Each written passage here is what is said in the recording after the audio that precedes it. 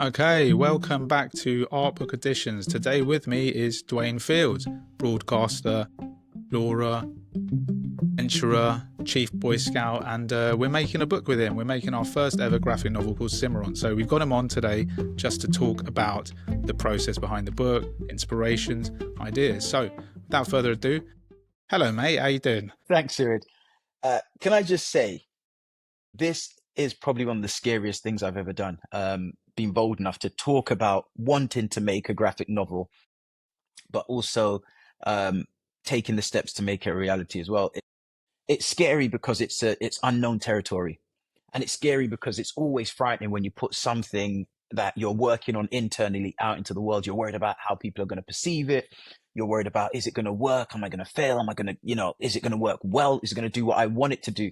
Am I going to achieve the aims that I want to achieve? And it's really stressful. But saying that, Storybooks, you guys have been cool and you've made it fun.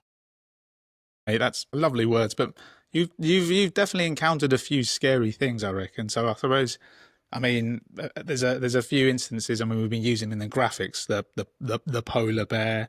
There's a lot of I mean, in terms of adventuring alone, mate, it's quite a lot going on in your kind of background. Yeah, weirdly, I feel really comfortable when I'm outside, when I'm out in the natural world, regardless of the threats. And I think it stems from something that I used to do as a child. I remember being, 4, 5, 6 years old, and we lived in a relatively small community, lots of open spaces around us. And I remember my neighbors, they probably lived about 100 or so, 150 meters or so away from us. That was the boundary of their fence. And I remember even then as a child, being quite bold, or being stupid, actually, when you think about it. I would walk towards their fence or the boundary of their property, and I knew they had dogs that would bark, but I would always challenge myself to see how close I could get to that fence before the barking dogs made me frightened enough to turn and run away. And I think, like I said, stupid thing to do, because, if they did really want to get me, I would have been helpless. But for me, it was about pushing my inner limit, testing how brave I was on that particular day. And there were times when I'd be braver than other times. So there were times I'd get really close and I could see the dogs yapping away before I turn and run. Other times I'd be like, oh, do you know what? They sound particularly angry today. I think this is as far as I'm going to go. And I'll turn and run. But I say that to say this: the idea of polar bears and lion or other wildlife or crocodile, it's scary, it's frightening. But actually, I think when you've got something internal that you've been working on for a while, and this is why I take my hat off to so many authors who do this repeatedly, is because every project that I've worked on internally, the moment I have to go and tell the world about it, there's always this apprehension, this, oh gosh, is it ready? Have I thought about it enough? Am I prepared for what people are going to say about it? How will I take it? Will I be strong enough to overcome if there are any negative comments or feedback? Is the idea secure enough to withstand that? And I find that part of the process really scary and really daunting. So that's exactly where we are at putting this book together. The scariest moment is actually communicating, developing the audience, talking to people, going, what do you think about this? This is some of the ideas we're thinking about that's going to go in. I mean, the book we're taking, and this is definitely your direction here, we're taking that kind of fantastical kind of vibe, basically, not just a standard biography of like, this is Dwayne, this is what he's done, he was born here, he moved over here, these are some hardships done. It's quite a fantastical kind of bordering on, without saying superhero, but it's quite a fantastical story. I mean, feel free to share some of those insights, please. Yeah. Yeah, absolutely. And just going back ever so slightly, do you remember when I first called you? Yeah, And I was gonna get into that later, but yeah, mate, not go ahead, go ahead. Let's, I mean, no, let's go ahead, let's go ahead. Yeah, I think this story chimes exactly with that idea that everything can be really frightening when you initially want to put it out in the world. So I'd only ever told one person about this idea, external to my wife. And that person is the one that put me in touch with you. And I was nervous when I called you. Do you remember? I remember I was outside of the kids' school and I said, hi, is that Surid? And you said, yeah, how you doing? And, I think you were expecting a call. but I blithered around for a while before I could spit out what the idea was. And I felt like I probably came across as if I was a little bit embarrassed by the idea, because I was embarrassed about talking about me in this way.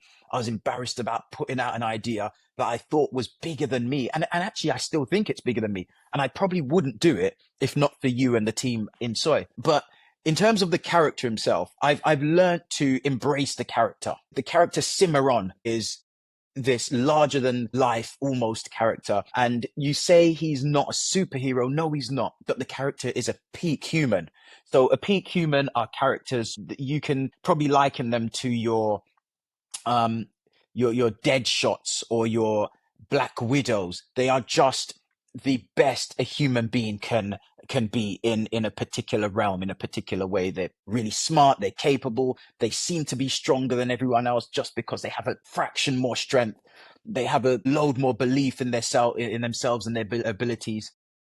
Sorry, they have a lot more belief in themselves and in their abilities. And oftentimes that's where they get their strength from. And I think Cimarron is in many ways very similar to me as a character, as in he is daring, he wants to do right, he goes out in the world to do right, he wants to go on an adventure, but in many ways he's very different. He's a bold character, he's got tons of self-belief. And, you know, there are moments in my life that I've shown or demonstrated self-belief, but fundamentally, I am a shy person. I'm not the world's most confident person, but Cimarron, based on his experiences through life, he's confident, he believes in himself, he knows what his abilities are. And his origin story, because every hero needs an origin story, his origins stem from something that happened to me when I was a kid.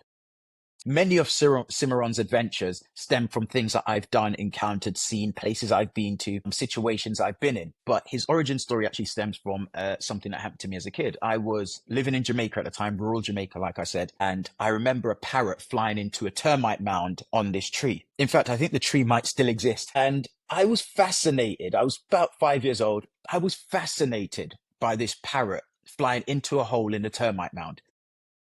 And I remember climbing this tree and crawling out along the branch and putting my hand into this hole in a termite nest, trying to feel around to see, you know, what is it? What's in there? Is it eggs? Is it a chick? Is it a grown adult parrot? I wasn't thinking, because any right thinking person would think actually that might bite your finger. But I put my hand in there and I pulled out a baby parrot. And I've always had a fascination with nature. I pulled out this baby parrot and I thought, right, this is now my pet. I'm going to keep it forever and I'm going to love it. And as I went to reach back onto the main branch, I put my foot on the termite nest and I kind of pushed myself back on towards the main branch. And the nest gave way. I fell into a bush below the tree. So it's about a 10-foot drop, maybe, 9, 10, 11-foot drop. The fall itself wasn't the problem.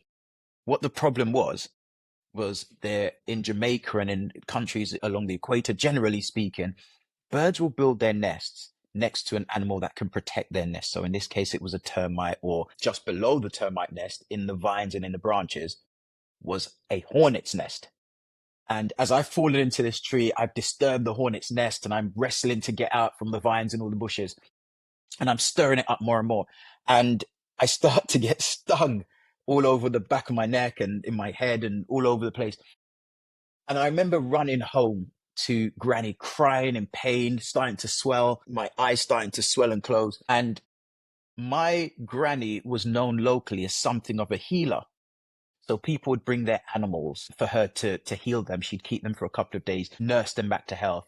They would ask my Granny what the best solutions were for problems they themselves had. So someone would say, I've got a migraine, what do you think I should take? Because medication was quite expensive. So she'd suggest something from the bush or something that they could do. And I remember my Granny had these jars of, scorpion in some oils or some solution, and there was some roots in some other jars. And I remember there being a snake in one. And I remember her rubbing me down and, helping me back to health. And that's where Cimarron gets his strength or his abilities from. A combination of the venom from the hornets and the ointments and potions and elixirs that Granny rubbed him down with. And they infused in part, powers into Cimarron, and these powers are dormant for much of his life. And in fact, he doesn't recognize he's got these powers for many, many years. That is, it's a fantastic, fantastic origin story, and the way I think you explained it there, and I think the way you and Sophie, shout out to Sophie who's writing it, it's gonna read very, very, very beautifully. I'm really looking forward to seeing that kind of come out with Shooning painting it, or painting illustrating it. It's a wicked, wicked, wicked backstory.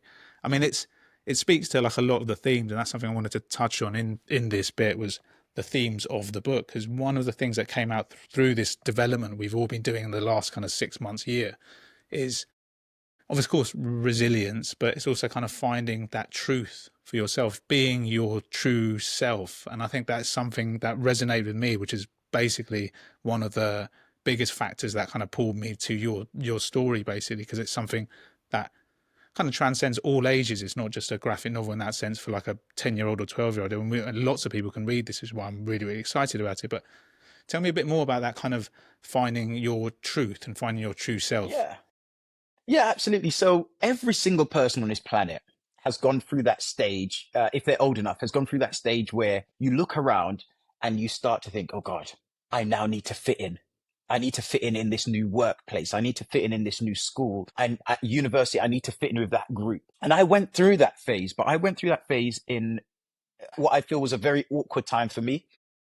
Imagine being a 7-year-old kid. You've arrived in the UK. I think I was maybe 2 months before my 7th birthday. I've arrived in the UK. The world I come from is completely different to the world I now find myself in. An example of that is we hadn't had electricity in the house that I lived in Jamaica. We didn't have running water in the house. In fact, the water that we used, we had to walk 300 meters down a hill, get the water and bring it back up the hill. And for me, flicking on a light switch was, wow, we're on the Starship Enterprise. And I found myself having to adjust very quickly because the world I came from, I knew how to navigate that world. As in, most of us do. The world that we come from, we know how to navigate it. The world I found myself in now was a tricky one because the things that the kids that I went to school with spoke about, I didn't have any input. I didn't know any TV characters. I didn't know any superheroes. I didn't know what toys were the cool toys to play with. I didn't even know what lunch was the right lunch to pick at lunchtime, which ones taste the best, because, these were all completely new to me. And I found myself for much of my earlier life in particular, doing things to fit in. So I would be in the lunch queue and I'd pick what the kid in front of me picked because I didn't know what the other options were. I found myself saying yes to things that I didn't necessarily want to do, but I didn't have an alternative. I didn't know what the alternatives were. And for me, that needing to fit in or adapt meant that sometimes I found myself headed in the wrong direction. And it all came ahead one day when actually a gun was pulled on me. And the incident itself was bad enough. But the problem was that after the incident, everyone was saying, hey, Dwayne, what are you going to do? As if there was any choice to do anything but let it go. And I decided that the best thing that I could do would be to step away from everybody, because if I did stay around everyone, I might be persuaded to do something that I didn't want to do again in my life, which would be, akin to saying, yes, let's go play football when I actually wanted to stay home and read a book, or let's go and walk the streets for no reason other than to just be around friends. And I remember that moment for me when I said, right, look, stay away from everyone for a little while. I felt comfortable alone. And it gave me a lot of time to think about what I loved doing, what I liked, what I wanted to do in the future, and what I'd gotten the most out of in my life. And that was always things that meant I spent time outdoors. As a kid, it was when I was in the fields in the forest in Jamaica. As an adult, it was when I spent time doing things like the Three Peaks Challenge or walking through Epping Forest or just being in a natural space. So I thought, right, this is it. For me now, life is about spending time outdoors and doing adventures, being adventurous, being daring, going and seeing what's over in them far-flung places and bringing those stories back. And this is where Cimarron comes in, actually, because Cimarron is Dwayne, but here's the take on it. Cimarron uses adventure and TV presenting as a cover to enter these far-flung places and these remote locations as a crime fighter. So that's the kind of nuance of Cimarron's character. He isn't an adventurer. He isn't a TV presenter. He isn't Chief Scout. All of these things are cover to get him access to fight the bad guy. I'm looking forward to reading this already. I mean, there's so many things I want to unpack in that, and I don't know if we've got so much time, but there's an element of like wanting to know about some of the real things that happen, and there's an element of also talking about the title, the book. So I'll concentrate on the book for the moment, and it's kind of like these stories of, I mean, do you have, I mean, part of it's been written, part of it hasn't, and we're still going through this development process, but are there certain key moments that you're really looking forward to kind of articulating and kind of seeing illustrated with Sophie and Shooning the rest of the team? So absolutely. One thing I will say, and shout out to Shuning, she is an amazing. I don't know how she does it. Her artwork just it makes me smile every time I turn a page or see something that she's drawn. With Sophie, the writing is she's an amazing. I'm so grateful that we got her. There are a few key moments. The moment where, as a kid, Cimarron or Dwayne discovers snow for the first time and actually he doesn't find it cold. So this is where his superpowers or these peak human powers come in. I remember being a kid and the very first moment I saw snow, I cried. I looked out, and this is in reality, I opened the curtains, I saw snow, the sky was white, the ground was white, and there's white bits falling. So I'm assuming with my 7-year-old mind, this is the sky falling. I'd never known the concept of snow or ice coming out the sky before. I think that's going to be a magical moment. The very next morning, following me opening those curtains, I went outside in a t-shirt. And I remember playing outside for hours and hours and hours and not necessarily feeling the cold. And this is where Cimarron comes in. That's an introduction to him having strengths or abilities that he didn't recognize as strengths or abilities. Later in life, when that gun is pulled, Cimarron again finds strength. Moving on to arriving at the pole.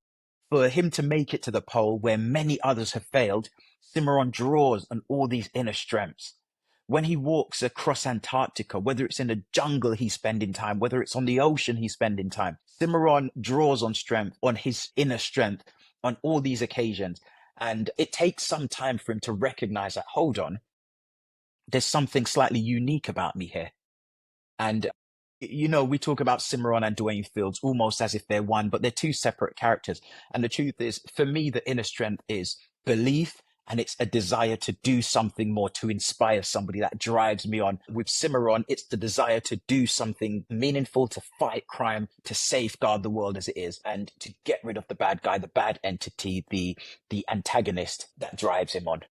I mean, this is I think why a lot of people are kind of. I mean, like I said, we've just started really developing and talking to people. This is why I think it does resonate with a lot of young people as well. There isn't much inspiration right now. It's not the easiest time of life, and being able to connect to a story like yours, and also have it being told in a bit more of an interesting way. It's not just this kind of preachy kind of like, oh yeah, this is bad, stay off the street, blah blah blah.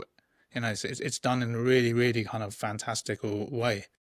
I mean, one question came in. In fact, I was asking some of the crew some questions to ask you, and going back to the reality. Obviously, obviously, you're connected and you're not connected, but you're connected and you're not connected. Don't I say that twice? But what moment? This is going back to some of your work and your time at the North Pole.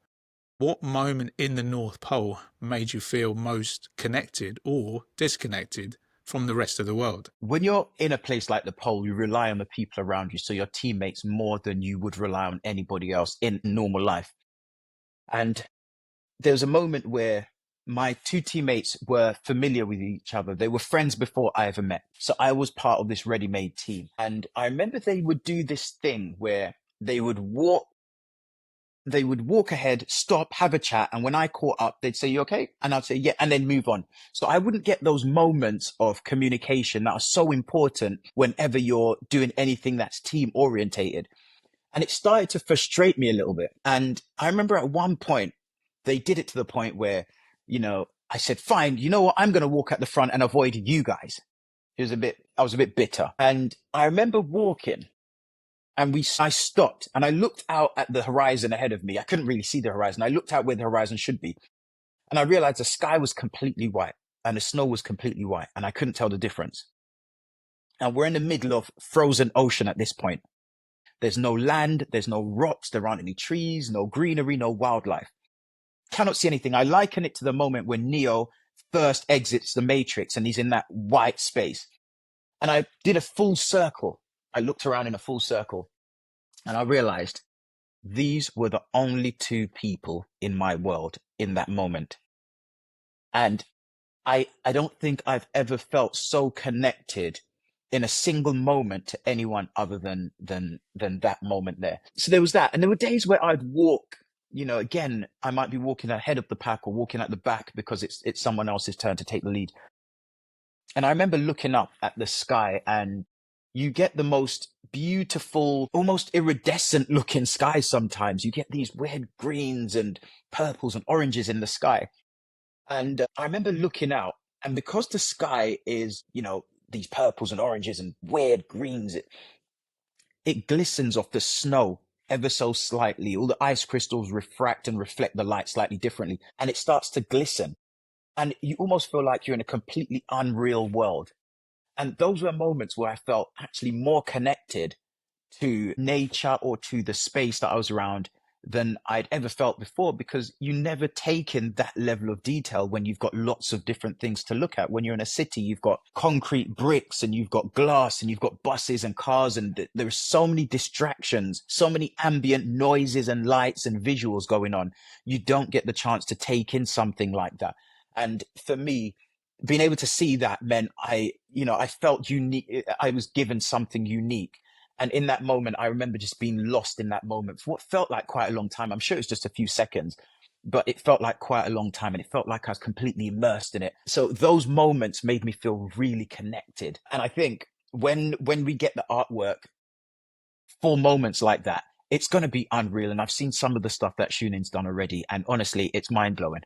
I think that speaks to the whole kind of fantasy element, because I read a lot of graphic novels, and there's some wonderful, wonderful like graphic novels about the Arctic or that type of landscape.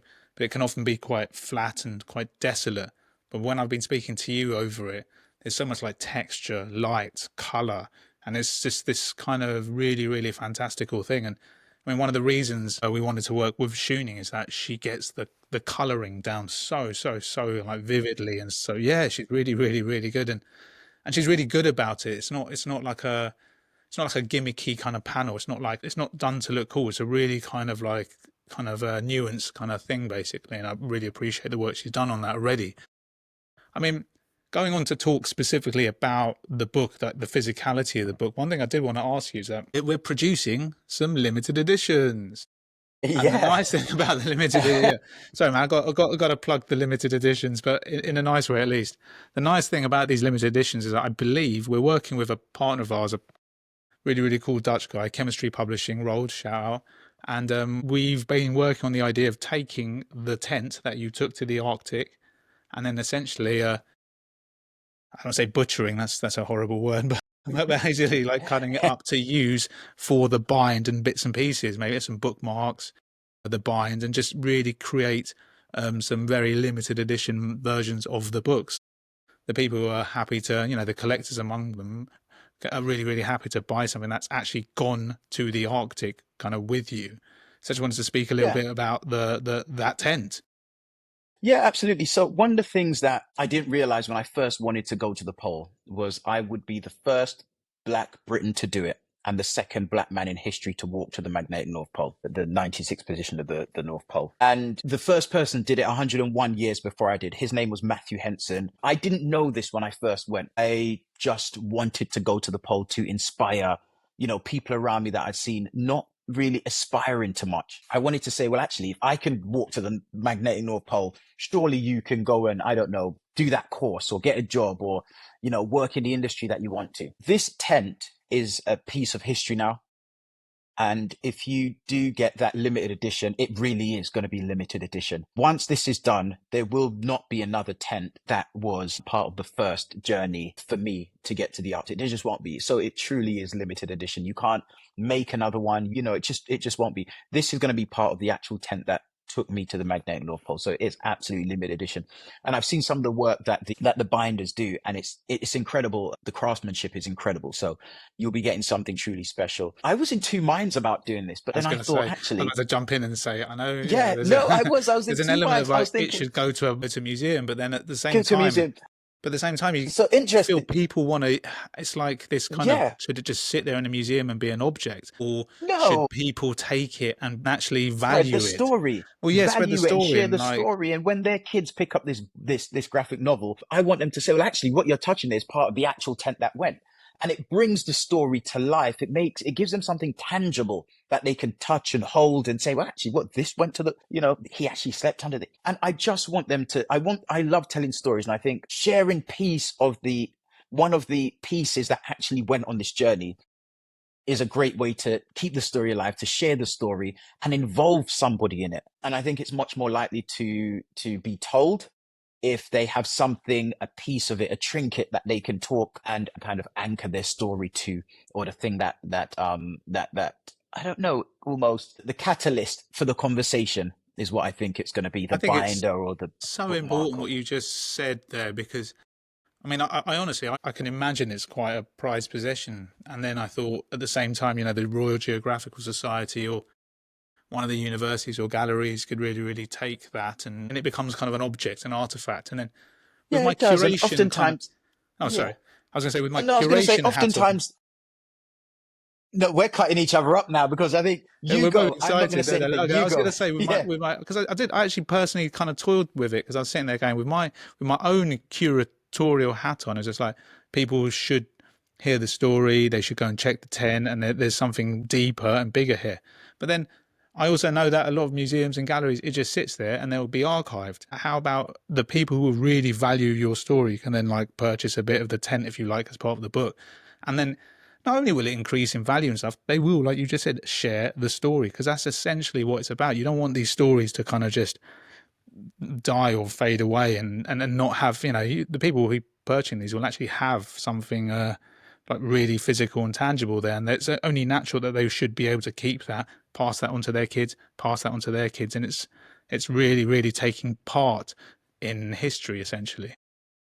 Absolutely. Like you said, when museums or galleries curate something and it sits in their vault or it sits in a climate controlled room, actually there's very little value in it to me because that story isn't being seen, it's not being told, it's not being shared. I think it's important that stories are told because the inspiration, the power they have to inspire, it only lives when the story is told. And if it sits there long enough, it'll be forgotten, it'll, turn to dust, it'll be wasted. And I think if we can share this tent, this material as far and wide as possible, I think that's the hope that we can inspire so many young people. So actually, if Dwayne went and did it, maybe it's actually possible. Maybe I can do it too. And I want nothing more than in 40, 50, 60 years, if I'm lucky enough to live that long, hear stories of people saying, well, actually, I saw my dad's book and it had a bit of Dwayne's tent in it, or I saw my mum's book and it had a bit of his tent in it. And that's what inspired me to go on cross. I don't know, wherever it is they decide to go on cross. Yeah, love that. Totally love that. Totally love that. I wanted to ask one other thing about actually. I remember we also there was.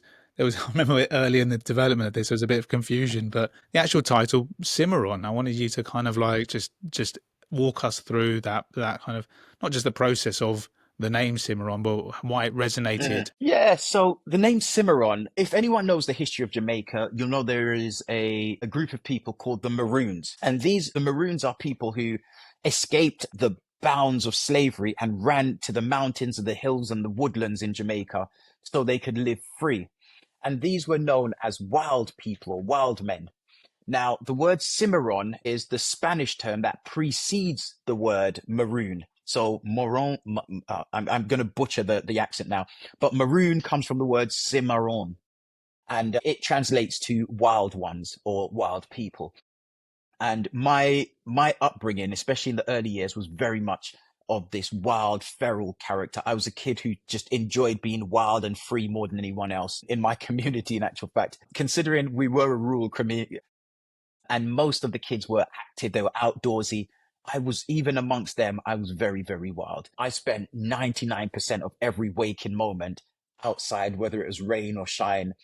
I'd be in a tree picking mangoes or, digging through the ground to look at what I can find, or picking fruit to live on throughout the day, following breakfast, and then it'd be home for dinner. I think it embodies who I was as a kid. And I think the name is fitting for the character and everything he entails.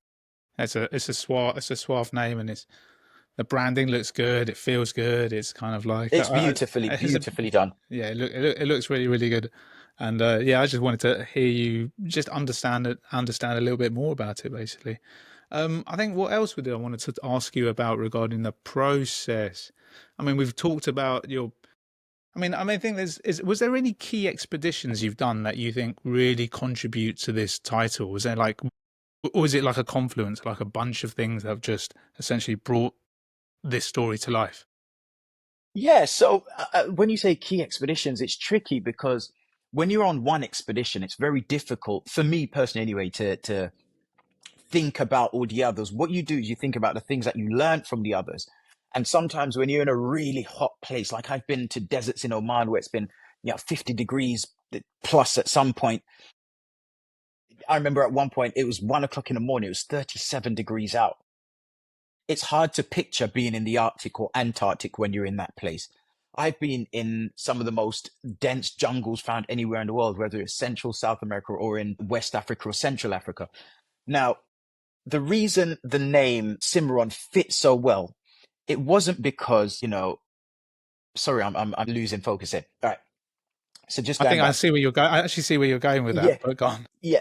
The reason it fits so well wasn't because of any single expedition. It was a collection of all of them, the culmination of all of them. Cimarron or Dwayne Fields has been to pretty much every environment in the world, whether it's desert, ocean, jungle, mountain, Arctic tundra, you name it. I've been there at some point in some capacity. And I think the name Wild One translates perfectly to who I am. I'm very comfortable in these places. Cimarron is really comfortable in these places. And he's there because he's choosing to be there to fight crime. And he is the Wild One. If you think of any Marvel character or any DC character, their name generally matches or has some connotation or link to what their abilities are.